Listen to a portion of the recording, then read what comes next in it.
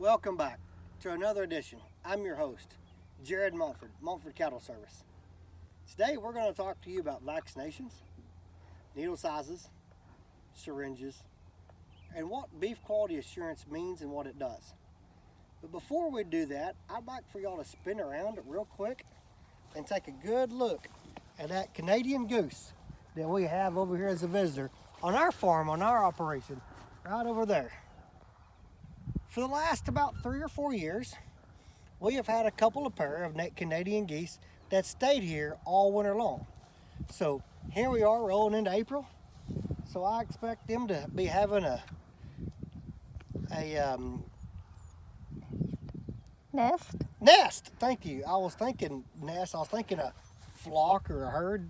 Why couldn't I think of nest? I expect them to have a nest somewhere around here where they've laid some eggs. But I don't go looking for it because I let her do her thing and I do my thing. And together we can stay together in a perfect harmony on this land together and do what we want to do. So while we're here talking about beef quality assurance, I want y'all to understand a couple of things. We as cattle producers do not just give vaccinations or antibiotics out here like everybody in the world is thinking. If you've got kids and they get sick, you give them an antibiotic. If we have cows and they get sick, we give them an antibiotic. It has what we call withdrawal time on how long the residue stays in the animal system, whether it stays in the meat.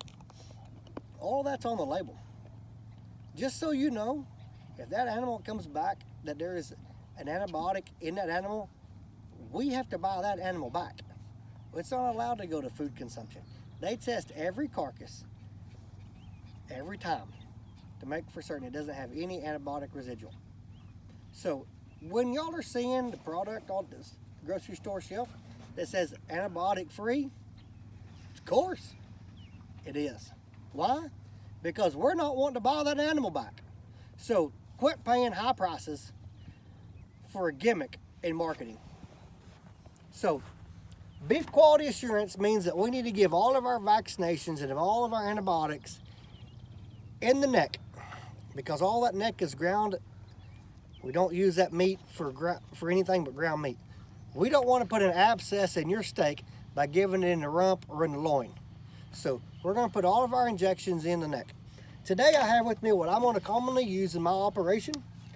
I'm going to use 3 cc syringes.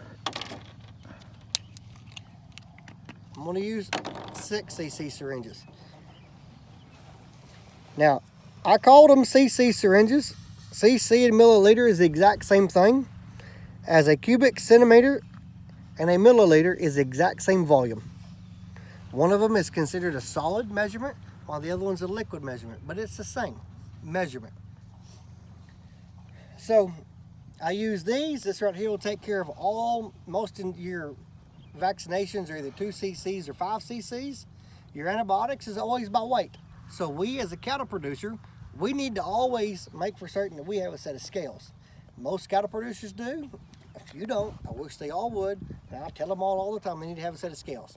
What that allows us to do is to be able to actually weigh that animal, figure out what the weight is, and then give the correct antibiotic dosage.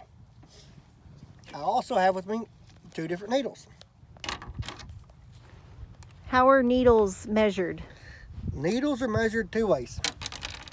One of them is by gauge. Gauge is the diameter. The other one is by length. You'll notice that both of these right here are 18 gauge needles, and they are both, this one's a 1 inch, this one's an 1.5 inches. I use the 1 inch more than I use the 1.5 inches, but sometimes I need the 1.5 inches. Why would you need the 1.5 inches more or ever so often? Sometimes you need to get deeper in the muscle with a particular injection. Are there different types of injections? We look at injections, not necessarily different types of injections, but there's different placements of injections. That being intramuscular, that is an IM. Subcutaneous, which is under the skin, that's what we call sub-Q. There is an intravenous muscle, which is in the IV. intravenous into the blood, into the vein. Then we have an oral and a nasal. Rarely do we use orals, but sometimes we use orals. And then in baby calves, we sometimes use a nasal injection, and that will not have a syringe on it. It will be a soft plated, it will look like a needle, but it's soft, and we stick it in the calf's nose and squirt that vaccination in their nasal. And what that does is that gives their boost of their immune system for their bronchial tubes and all of their upper respiratory. So kind of like how we use Flonase. That's exactly right. But Flonase, yep, exactly how we use Flonase. That's exactly right. Okay. Same idea, correct. And for the oral injections, would that be considered like a bolus? Oral injection would be a bolus. That would be a pill we can use. Sometimes we use a paste, and sometimes it's a liquid. It depends on what the product is. Now, are there any of those injections that reach the animal or medicate the animal faster than others?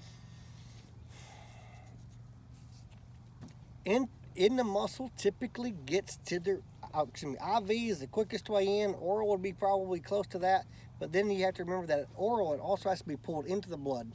So that would make IV first. In the muscle would be closer to the bloodstream. Oral would be close to third. Now don't quote me on that because I rarely give anything oral.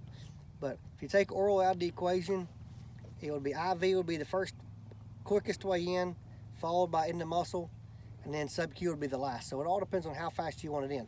So rarely, we don't give hardly anything that is a intravenous IV unless we're looking at we need immediate results because we've got a cow that's down. But we don't give any kind, rarely do we give an antibiotic in the muscle. Rarely do we give an antibiotic in the vein, and we never give a vaccination in the vein. So typically we have an animal that's down that we've got to hit the vein with an animal that's down. Okay, so when we're looking at drawing up an injection in a syringe, how do we do that? Well, we're going to take this bottle of Multi-Min here. What is that? Multi-Min is a liquid mineral. It is used as a supplement to our oral mineral program. I use it on every newborn baby calf. I use it on every calf at vaccination, every cow at vaccination, and I give it to every cow right before they calve out and again right before we breed them. So is it kind of like a vitamin that we take every day?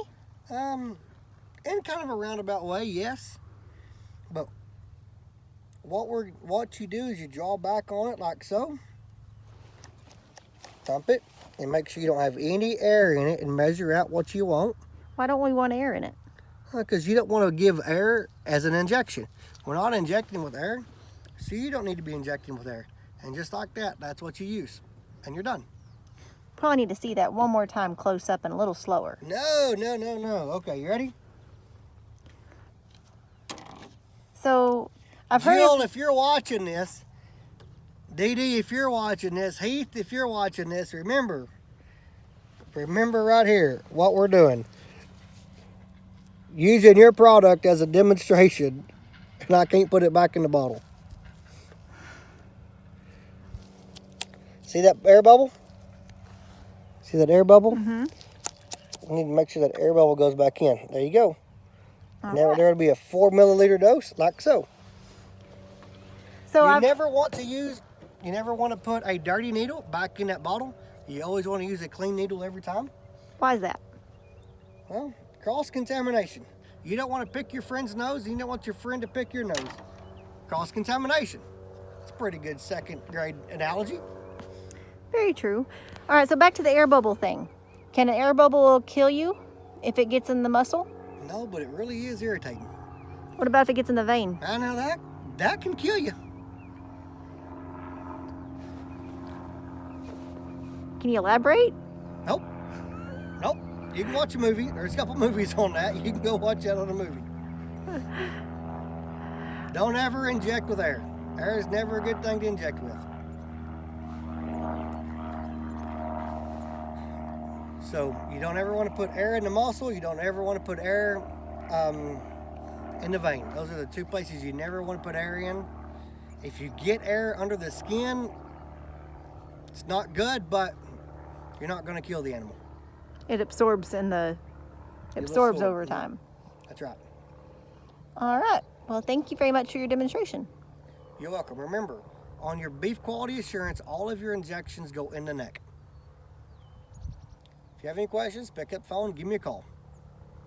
Remember, beef, it's what's for dinner.